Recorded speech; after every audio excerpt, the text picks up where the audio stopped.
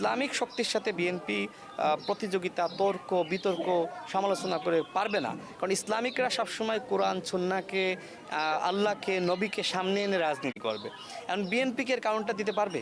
তো আপনি বুঝতেছেন যে রাজনীতিতে কী ধরনের ভারসাম্যহীন অবস্থা চলছে। তো এই ভারসাম্যহীন অবস্থার সুযোগটা সবথেকে বেশি নিচ্ছে আপনার জামাত ইসলাম। আমি এটাই বললাম যে এই জন্য জামাত আসলে ইতিহাসের সেরা সময়টা আসলে পাড়ি দিচ্ছে। আপনি ক্যাম্পাসগুলোতে দেখেন, যেটি হলো ছাত্র সংসদ নির্বাচনে তারা ছাত্র শিবির কিন্তু ইসলামী ছাত্র শিবির হিসেবে সেখানে কাজ করে নাই। তারা জাস্ট একটি মধ্যপন্থী সংগঠন হিসেবে কাজ করেছে।